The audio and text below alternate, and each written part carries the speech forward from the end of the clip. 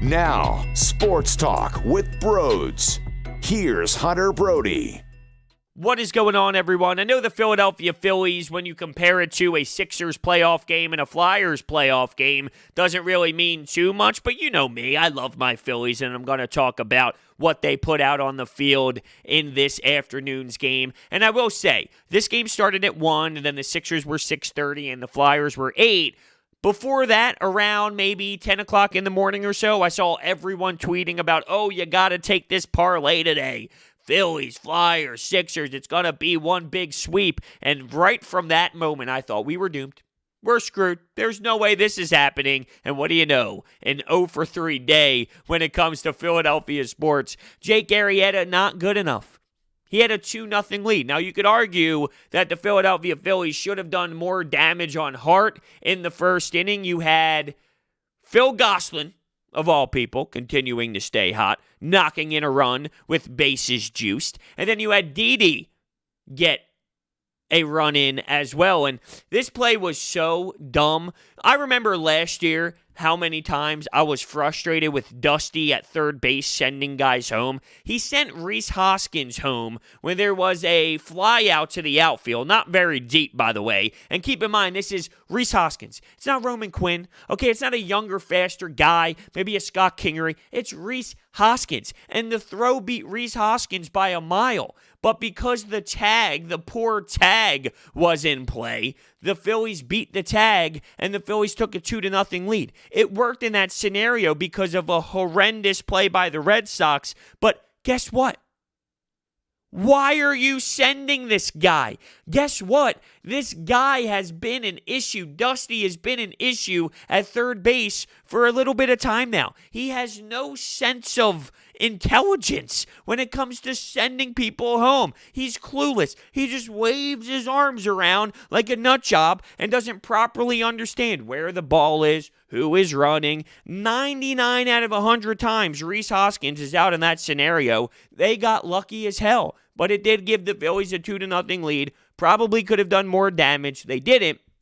But Jake Arrieta starts the game with a 2-0 lead, and he loses it 4 1/3, 5 hits, 4 earned runs, high pitch counts, not able to have a strong performance at all, and you need that out of Jake Arrieta. He's had some really strong outings this season. He's had some really poor ones as well, and this falls under the category of not good enough. We need more out of Jake Arrieta. Aaron Nola's been great, more than great. He's been phenomenal. Zach Wheeler has also been very strong.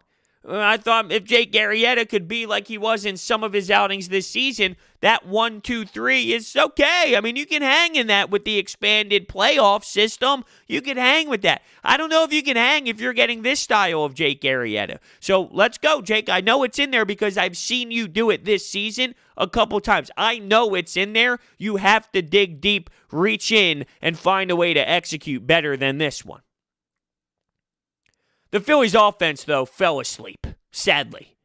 After the first inning, they had one hit all game, and it was Neil Walker.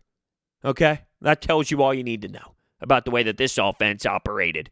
And it's not like they went up against some powerful Boston Red Sox lineup with their bullpen and their starter, Hart. Not Carter Hart, but their starter, Hart. And the bullpen. It's not like you went up against some lethal pitching staff. So I was a little underwhelmed, but ultimately when you play baseball every single damn day, there's going to be games like this. And if they find a way to play like they did in those 4 games before this one and they put 4 or 5 together consistently, well, then you're in good shape. How can you be mad at the Phillies after winning 4 straight games? Is it because, well, they played the Red Sox, they should be able to win 2 in a row because the Red Sox are so bad? Well, guess what? I hate to break the news to you, but when you lose 9 straight, you're bound to win one eventually. So I'm not disgusted with the Phillies by any means. It's more so, okay, what happens from now? After you lose a game like this, do you bounce back? And they have a doubleheader against the Buffalo Blue Jays, if you will, with Spencer Howard and Vince Velasquez on the bump. Does that make me very thrilled? Does that get me super excited? Well, I'm a little concerned. I'm not going to lie to you. It's not like Spencer Howard has been outstanding to now. It's not like Vince Velasquez has been very good either. So, yeah, I'm a little concerned, but it's about the bounce back. If they find a way to win both games tomorrow, then okay. They find a way to split. Now you're telling me you lost 2 of 3 because you lose this game against the Red Sox and then you split with the Blue Jays in a doubleheader. Now your last 3 games, you're 1-3. I just don't know if they're going to be able to do that. And I've been saying it for a while. They're going to be hovering around 500. This episode of Sports Talk with Broads is sponsored by Orbit Energy and Power. And with over 20 years of experience in the industry, they are home to your solar experts. They can provide you $0 electric bills. That's right, $0 electric bills. Make sure you check out their information. It's in the description. Phillies were 1 for 9 with runners in scoring position and 12 strikeouts. Did the umpire help? Hell no. Tough day for Hunter back there. All right, big tough day for Hunter behind the plate. But what are you going to do? Sometimes you are handed that type of card. Some days it's not your best. Some days you struggle. Some days you're on the bump and you have to work against not only the strike zone and the hitter, but the umpire as well, shrinking the strike zone for you. It wasn't pretty by any means. But you got to find a way sometimes to get through those type of moments. 5th inning.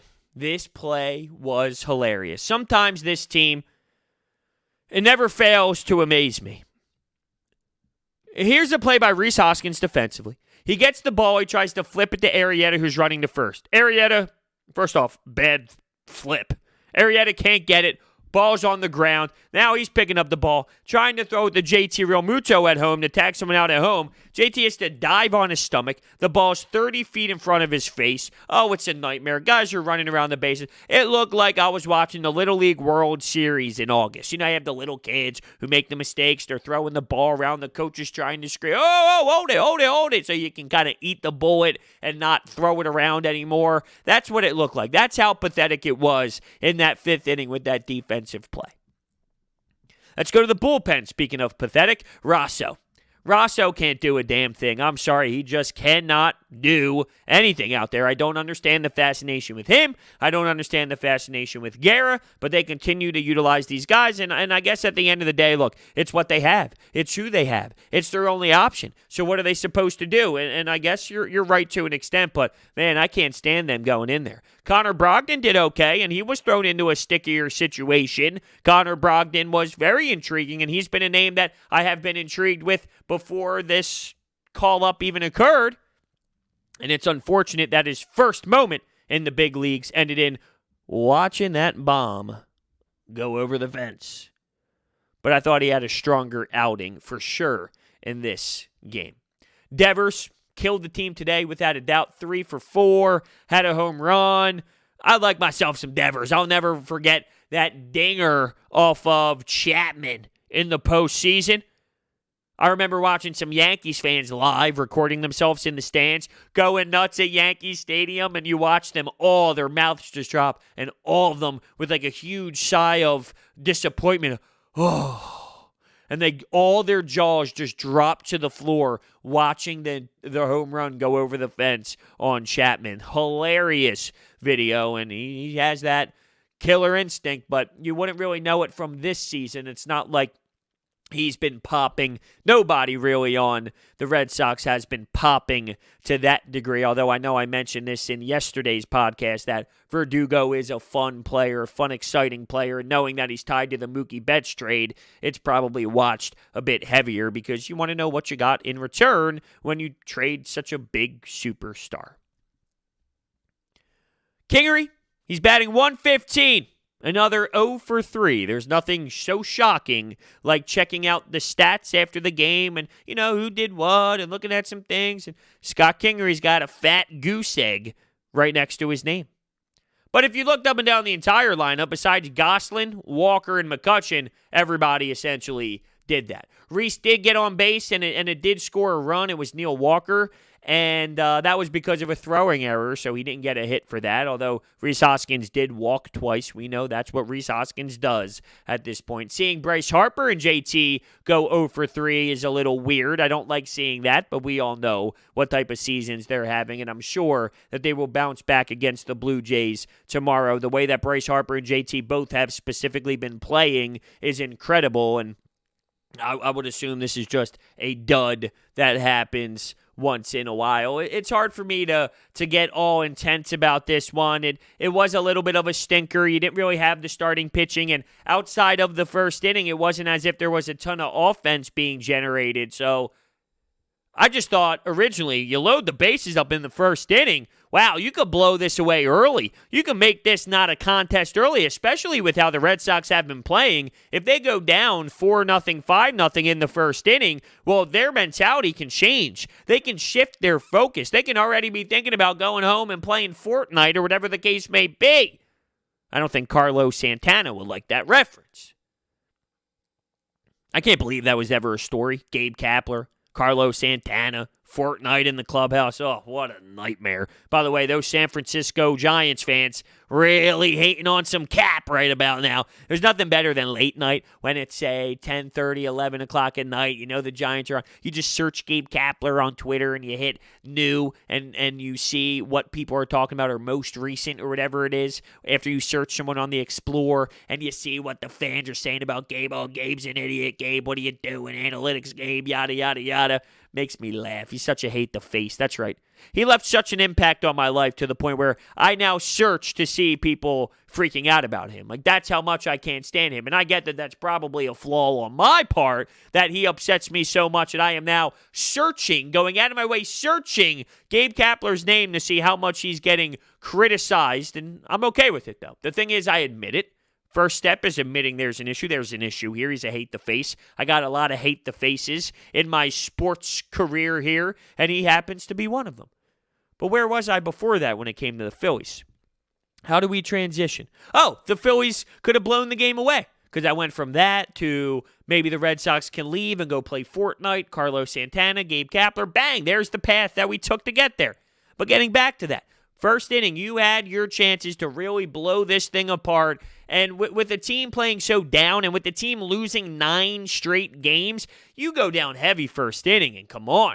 I mean, I know that you still go out there and play and you never know what can happen and things of that nature, but you talk about really putting your head down thinking, damn it, this is how it's going to be again, huh? This is what we're going to go through again. There's no doubt that would have happened with the Red Sox, but I'm okay with the Phillies having a bit of a dud. It just comes down to how they're going to bounce back. It just sucks that with where they're at in their rotation right now, I don't know how confident I feel. Going into this right now, I mean, I have to realistically tell myself that the split is what you need to be okay with tomorrow. Just be happy with some sort of split because I don't know what you're going to get out of Spencer Howard. Maybe you get one of his first good games in the MLB. Is he due? I would like to think he's due because all the hype I've heard about him, at some point he's got to be due. He's going to have some sort of effective night, right? I mean, if you're a rookie and you're supposed to be a player who can make a big impact, I get that there's going to be times where you struggle and you're not great and you go through growing pains and you get rocked like he did against the Braves with the first pitch, getting destroyed, Freddie Freeman, Acuna Jr. I'm all okay with scenarios like that. But at some point, I want to see a legit spurt of what you can do. And in his first 2 outings, which is a very small time, it's a very small sample size in baseball. But in the first 2 outings, I can't sit here and say that I'm satisfied with Spencer Howard, and I can assume that the Phillies are going to get a victory with him on the mound and with Vinny V, too. Oof. I pray that they bounce back. The pitching matchup scares me. But if they can find a way to score runs, and I know 13's not in play every single night, but if they find some sort of way to score runs, then it does change the way that the pitching has to go. You know, they don't have to hold the opponent to 3. They only have to hold him to 6. And I know that's a ridiculous statement, but that's the spot we're in right now, from starting pitching and who's in the lineup to bullpen. Support for Sports Talk with Broads is brought to you by Manscaped, who is the best in men's below-the-belt grooming. Manscaped offers precision-engineered tools for your family jewels. They obsess over their technology development to provide you the best tools for your grooming experience. The LED lights, it's amazing. You won't miss anything. You will be clean as hell below the belt. The LED lights, being able to groom in the shower with the quiet stroke technology, may I add. The USB charger, it's phenomenal. Not only that, the advanced skin-safe technology, which is part of the Lawnmower 3.0, the 3rd-generation trimmer, it's the cutting-edge ceramic blade that makes it so great, where you don't have to worry about cutting yourself. If you're listening to me right now, you need to try this. Trim that junk of yours. Get 20% off and free shipping with the code BROD at manscaped.com. That's 20% off with free shipping at manscaped.com and use code BROD.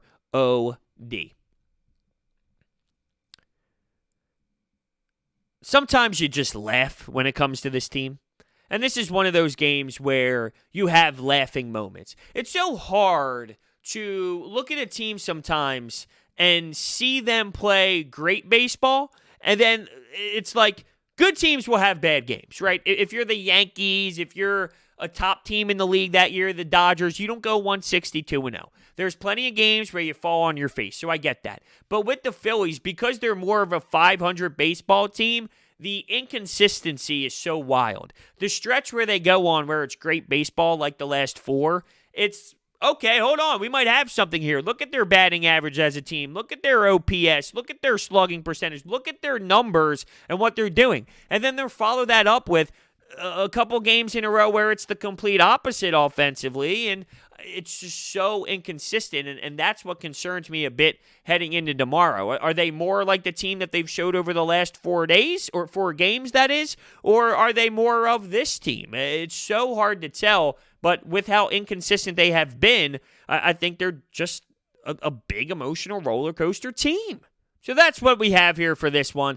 A quicker recap, but with everything going on today, it was just a really busy day with the Philadelphia Sixers and Flyers in playoff mode. So, a little quicker one today for this game, but not a lot going on because offensively it was a bit of a nightmare, and what you have in Arrieta we've seen at times, and speaking of the team being inconsistent, it's almost as if Jake Arrieta this season so far is a definition of the team. It's like, hey, some nights you're on and some nights you're really not on, and we need him to be on more times than not, and same with this baseball club as a whole. So here you have it. Let's see what they do in this doubleheader, the good old 7-inning doubleheader tomorrow with Spencer Howard and Vinny V. Thank you all so much, and I will see you next time.